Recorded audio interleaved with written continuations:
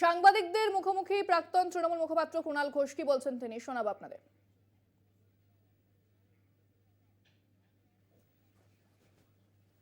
এখানে মহিলাদের সবসময় সম্মান দেয়া, অধিকার দেয়া, সামাজিক অধিকার, রাজনৈতিক ক্ষমতা, আর্থিক স্বয়ংভরতা, এটা মমতা বন্দ্যোপাধ্যায় দেখছেন।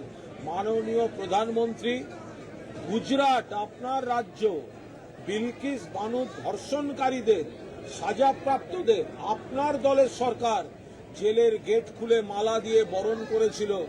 এই বিষয়ে আপনি নীরব ছিলেন কেন? সুপ্রিম কোর্টকে তো তারপর ধরতে হলো। উন্নাও, হাতরাস, নরেন্দ্র মোদীজি আপনার সাংসদ ব্রিজভূষণ, তার বিরুদ্ধে আমাদের সোনার মেয়েরা, সাক্ষী মালিকরা বারবার বলেছে আমাদের মহিলা ক্রীড়াবিদদের শ্লীলতাহানি করছে। আপনার ব্রিজভূষণ, আপনার সাংসদ, আপনি শেষ দিন অবধি তাকে পাশে নিয়ে লোকসভা করেছেন। আপনার মুখে মা বোনেদের সম্মানের কথা মানায় না। উনি বলছেন মহিলাদের জন্য হেল্পলাইন এখানে চালু করতে দেওয়া হয়নি, সেটা সেন্ট্রাল গভর্নমেন্ট করেছে। এবং এই বাংলায় উনি জানেন না? দিদিকে বলো, সরাসরি মুখ্যমন্ত্রী এই সব চালু আছে। আর ভারতবর্ষে এমন লাইন চালু করুন যাতে ব্রিজভূষণরা তারা শাস্তি পায়। নরেন্দ্র মোদী, আপনি ব্রিজভূষণকে আপনি প্রোটেকশন দিয়েছেন। আপনি ব্রিজভূষণকে শ্লীলতাহানির অভিযোগ সত্ত্বেও আপনি তাদের বিরুদ্ধে কোনো ব্যবস্থা নেননি। আপনার মুখে অন্য কথা শোভা পায় না। বাংলায় মা বোনেরা সম্মানের সঙ্গে, অধিকারের সঙ্গে, সামাজিক সম্মান, আর্থিক সম্মান, রাজনৈতিক সম্মান, বাংলা মায়েদের সম্মান দেয়।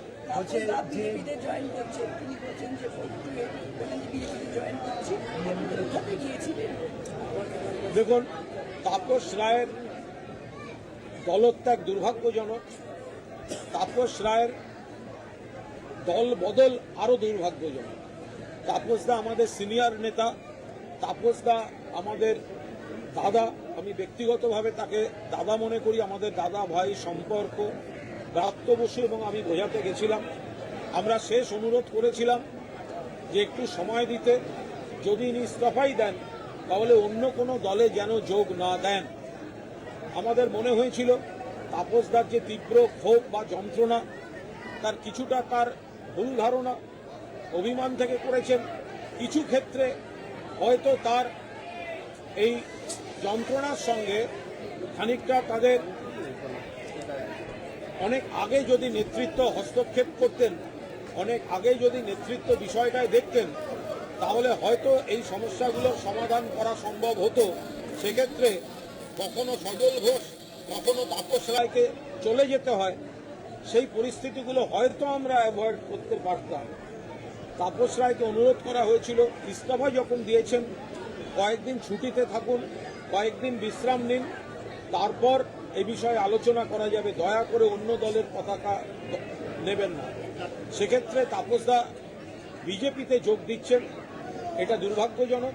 এবং একজন তৃণমূল কংগ্রেস কর্মী হিসাবে নিশ্চিতভাবেই আমরা বলবো যে বিজেপি বাংলাকে অপমান করছে, যে বিজেপি সাধারণ মানুষের উপর জনবিরোধী আর্থিক নীতি চাপাচ্ছে, যে বিজেপি কুৎসার রাজনীতি করছে, যে বিজেপির বিরুদ্ধে তাপস রায় এতদিন তৃণমূলের মঞ্চ থেকে লড়াই করেছেন, সেই বিজেপিতে তাপস রায়ের যোগদান করা আমাদের ক্ষেত্রে বেদনাদায়ক। কিন্তু আপনি বলছেন তাহলে সজল ঘোষ বা এদের যাওয়াটা আটকানো যেত।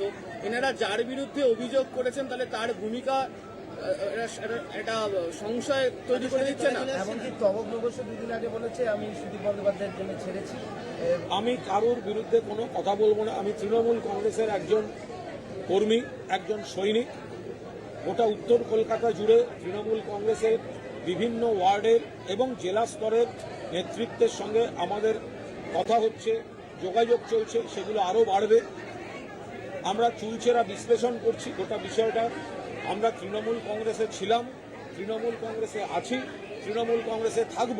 কিন্তু কখনো সজলকে চলে যেতে হবে, কখনো তাপস রায়কে চলে যেতে হবে, কখনো অমুককে চলে যেতে হবে, এইটা অনেক আগে থেকে যাতে দল হস্তক্ষেপ করে এই প্রস্থান পর্বগুলো যদি অ্যাভয়েড করা যায়, তাহলে সেটা দলের জন্য নিশ্চিতভাবে মঙ্গলজনক ছিল।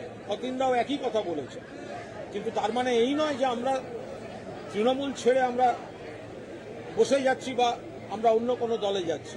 আমরা তৃণমূলের মঞ্চ থেকে, কারণ আমাদের নেত্রী মমতা ব্যানার্জি ইলেকশনে আমাদের সিম্বল ঘাসের উপর জোড়া ফুল, ফলে আমাদের কোনো বুক ভেঙে যাওয়া ঘটনাও যদি ঘটে, আমাদের কোনো নিকটাত্মীয়, আমাদের পরম প্রিয় কোনো ব্যক্তি যদি আমাদের বিপক্ষ প্রতীকে লড়াইয়ের জন্য ময়দানে নামেন, আমরা শেষ রক্তবিন্দু দিয়ে ঘাসের উপর জোড়া ফুল মমতা বন্দ্যোপাধ্যায়ের প্রার্থীকে জেতাতে আমরা ঝাঁপিয়ে পড়ব। মমতা বন্দ্যোপাধ্যায় যাকে প্রার্থী করবেন আমরা তাকেই ঝাঁপিয়ে পড়ব। পাশাপাশি সবসময় আমরা নিজেরাও আলোচনা করছি যে এই ধরনের ঘটনাগুলো যদি সময় থাকতে হস্তক্ষেপ হয় তাহলে বোধহয় খানিকটা অ্যাভয়েড করা সম্ভব। আপনি এক্ষুনি বললেন যে পরিস্থিতি অ্যাভয়েড করা যেত, আপনি তো সেই একই পরিস্থিতির শিকার। কিছুদিন আগে আপনি যে বক্তব্য পেশ করেছিলেন একই ধরনের পরিস্থিতি, সেক্ষেত্রে পরিস্থিতি অ্যাভয়েড হয়নি। উল্টো তো একজন চলে গিয়েছে, এখন আজকে বিজেপি যোগ করছে। আমি একজন দলের কর্মী, তৃণমূল কংগ্রেসের, আমি দলেই থাকবো। আমি তৃণমূল কংগ্রেসের কর্মী। আমরা যারা বসে আছি এখানে যাদের দেখতে পাচ্ছেন প্রত্যেকেই তৃণমূল কংগ্রেসের মমতা বন্দ্যোপাধ্যায়ের সৈনিক। আমরা মমতা বন্দ্যোপাধ্যায়কে দেখে দল করি, অভিষেক বন্দ্যোপাধ্যায়কে দেখে দল করি, ফলে আমাদের প্রতীক হচ্ছে ঘাসের উপর জোড়া ফুল। আমরা মমতা বন্দ্যোপাধ্যায়ের সৈনিক, ফলে আমাদের যদি দলের মঙ্গলের জন্য কোনো কথা বলার হয় সেটাও আমরা দলকে বলবো। আবার দিনের শেষে দল যেটা চূড়ান্ত সিদ্ধান্ত নেবে আমরা দলের সঙ্গে থেকে দলের কাজ করব। সুদীপ বন্দ্যোপাধ্যায়ের সঙ্গে এই মুহূর্তে আপনার কিরকম সম্পর্ক দাঁড়ালো? আজকে তো এই কর্মসূচিতে ছিলেন সুদীপ বন্দ্যোপাধ্যায়, তো কি রকম আপনার সম্পর্ক এই মুহূর্তে গিয়ে দাঁড়ালো? আমি একটা কথা বলি, সুদীপ বন্দ্যোপাধ্যায় উত্তর কলকাতার সাংসদ। সুদীপ বন্দ্যোপাধ্যায় উত্তর কলকাতার তৃণমূলের জেলা তৃণমূল সভাপতি।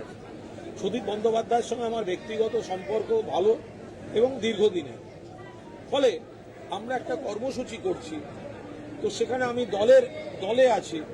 আমাদের দলের তরফ থেকে মানুষের মঙ্গলে একটা প্রজেক্ট শুরু হয়েছিল। মমতা বন্দ্যোপাধ্যায়ের প্রশাসন সরকার আমাদের সাহায্য করে এই স্বপ্নের প্রজেক্ট তৈরি করতে, সাধারণ মানুষকে উপকার করতে সাহায্য করেছে।